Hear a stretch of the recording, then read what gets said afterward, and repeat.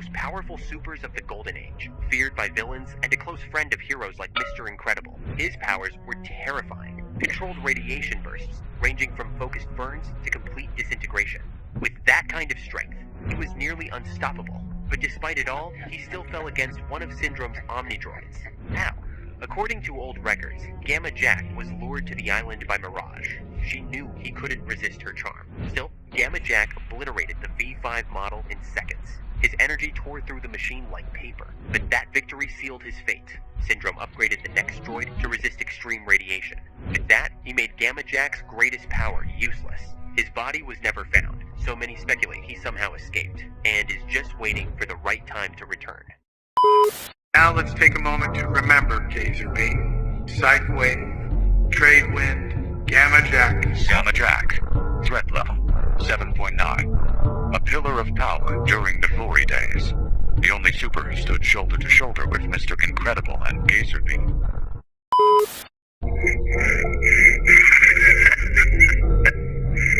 Buddy, what happened? Isn't Mr. Incredible returning your calls?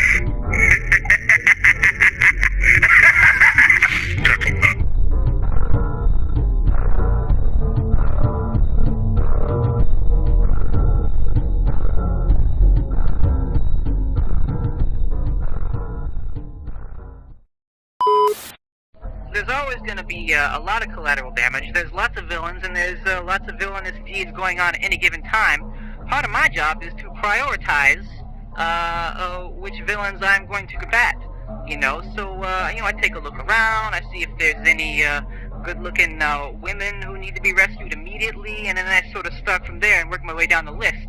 If you've got Tubby Joe Schmo over there with a laser pointed at his head, he might have to wait in line a little while.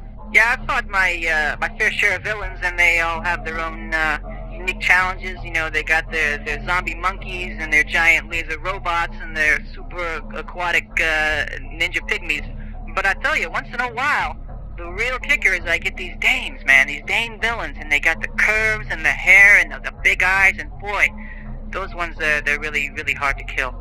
Especially the ones that they come up and, and they're looking at you and you're looking at them and you feel that simpatico, like she's digging you and you're digging her, digging you, and boy, you really got to take a jog around the block real quick and, sort of get your concentration back, compose yourself, because, you can't get distracted by these sort of thoughts when you're going up against a super villain. That's one of the hard parts of the jobs, when you come across a dame who's really something to look at, and you just gotta let her have it, because she's a villain. Yeah, those are the bad days. All I wanted was to help you. I only wanted to help, and what did you say to me? Fly home, but I work alone. It tore me apart, but I learned an important lesson. You can't count on anyone, especially your heroes. Oh, no. Elastigirl? You married Elastigirl? Oh, my gosh. Busy!